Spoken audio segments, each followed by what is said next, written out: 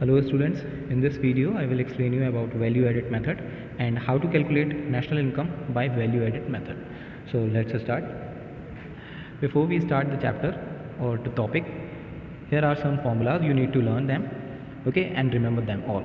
So first one is value added is equal to value of output minus intermediate consumption.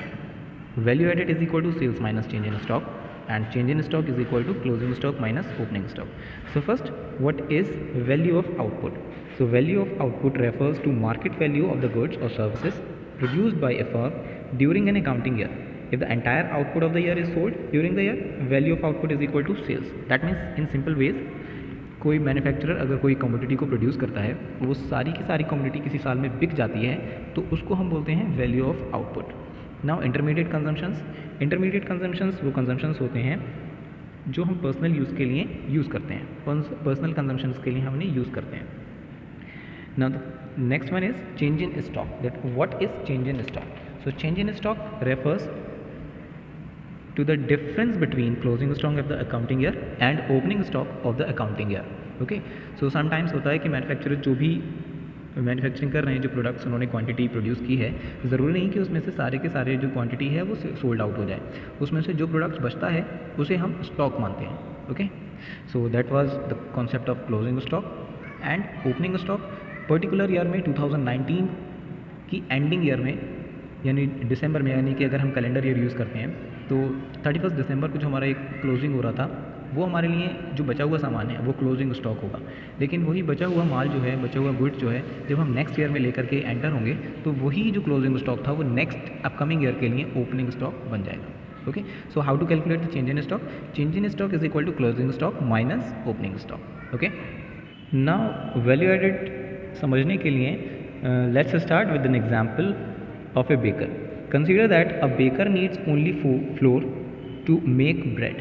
Okay, he purchases flour as inputs worth rupees 300 from the miller. Now आगे क्या होता है? After processing, he converts the flour into bread and sells it for rupees 500. Now what is the difference between both the values? जो उसने पहले जो value खरीदी थी, जो फ्लोर खरीदा था, वो 300 रुपीज़ का था. ओके, नाउ फ्लोर को उसने जो ब्रेड में कन्वर्ट कर दिया और उसे सेल किया उसने 500 रुपीज़ में. So the difference between the price of flour and the bread is termed as value added. Okay, that means 300 से जो वैल्यू 500 हो गई, तो इसी इन दोनों की जो डिफरेंस है, यानी 500 माइनस 300, इनका जो डिफरेंस है, इसे ही हम वैल्यू एडेड बोलते हैं. Now let's measure the national income by value added method.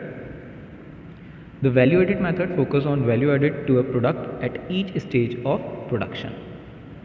यानी किसी भी प्रोडक्ट की जब आपको वैल्यू एडेड फाइंड करनी है, तो जैसे जिस तरह से स्टेप्स ऐड होते चले जाएंगे एक फाइनल प्रोसीजर में, वैसे ही एक प्रोडक्ट की, एक कमोडिटी की वैल्यू एडेड भी इंक्रीज होती जाएगी. So in the given example, the baker has added a value of rupees 200 to the floor of final goods and services. The baker added the value of rupees 200 can be termed as value added and also gross value at market price. Gross value at market price. Okay. Now let's look at the steps of value added method.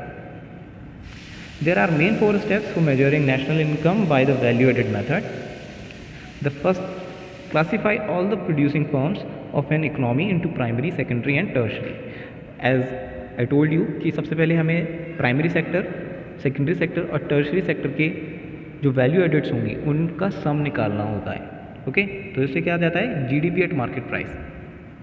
Next, the gross value added at market price is added for each sector.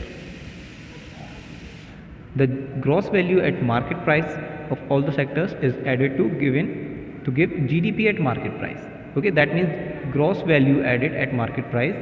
जब हम इनको सबको add करते हैं तो उससे हमें क्या मिलता है? Gross domestic product eight market price.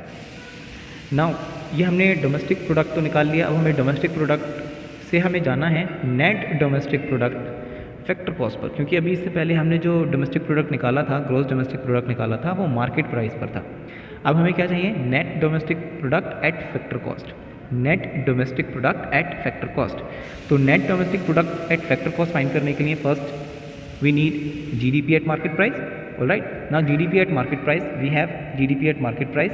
अब हमें क्या करना है? ग्रॉस को नेट में कन्वर्ट करना है, तो ग्रॉस को नेट में कन्वर्ट करने के लिए हम क्या यूज़ करेंगे, माइनस डेप्रिसिएशन। ओके, क्योंकि जब हम ग्रॉस वैल्यूज़ को नेट वैल्यूज़ में कन्वर्ट करते हैं तो सिंपल सा फंडा था दैट उसे डेप्रिसिएशन को आपको माइनस करना होता है ग्रॉस वैल्यूज़ में से। नाउ नेक्स्ट है मार्केट प्राइस को फैक्टर कॉस्ट में चेंज करना है। Then how we can shift market price to factor cost, जब हम मार्केट प्राइस में से इनडायरेक्ट टैक्सेस यानी नेट इनडायरेक्ट टैक्सेस को माइनस कर देंगे तो वो आ जाएगा factor cost. Okay, so in the next step net domestic product at factor cost is calculated by subtracting the amount of depreciation and net indirect taxes from GDP at market price. Now finally we will calculate national income at factor cost. National income at factor cost, so national income के लिए हमने क्या करना है, NDP अभी पिछले step में हमने क्या निकाला था, net domestic product. Net domestic product क्या था, जो हमारी बाउंड्रीज के अंदर हमने प्रोडक्शन किया है। ओके, हमें क्या करना है, नेशनल इनकम निकालनी है, तो net factor income from abroad हम इसमें ऐड कर देंगे, जिससे हमें क्या मिलेगा, नेशनल इनकम, यानी कि NNP eight factor cost. Net national product at factor cost निकालने के लिए हमें क्या करना पड़ेगा, net domestic product at factor cost plus net foreign investment, हमें क्या करना होगा, net factor income from abroad इसमें हम जोड़ देंगे। Okay, so the final step, add net factor income from abroad to domestic income to get national income. Let's look at the precautions taken in value added method, कि कुछ precautions होते हैं जो value added method में लेना ज़रूरी होते हैं, उन्हें हम देख लेते हैं। क्या होता है, we have to ensure that we don't include intermediate goods already in the value of final goods. That means intermediate goods को हमें इसमें add नहीं करना है। Okay?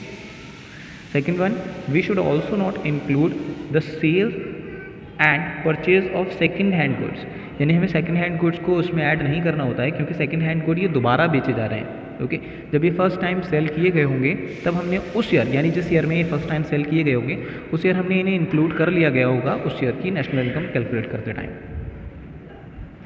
ना also we should not include the service produced for our self consumption, यानी services को इसमें इंक्लूड नहीं करना होता है। जो सेल्फ कंजम्पशन के लिए सर्विसेज होंगी उन्हें हमें यूज़ नहीं करना है। ओके, फॉर एग्जांपल एक मदर है, एक लेडी है जो अपने घर पे खाना बनाती हैं, और वही लेडी एक 5 स्टार होटल के रेस्टोरेंट में भी खाना बनाती हैं। ओके, तो जब वो अपने सर्विसेज अपने घर पर देती हैं उसके बदले में उन्हें कोई भी पैसा नहीं मिलता है। ओके, लेकिन जब वही लेडी किसी होटल में जाकर के एज ए शेफ़ वर्क करती हैं तो उन्हें उसके बदले में पेमेंट मिलता है। Okay, so we should not include the services produced for our self consumption. Now we can include the production of goods for self consumption, यानी अगर हम कोई भी किसी भी तरह का प्रोडक्शन कर रहे हैं और उसे हम सेल्फ कंजम्पशन के लिए यूटिलाइज़ कर रहे हैं तो उस प्रोडक्ट को भी हमें इंक्लूड करना होगा।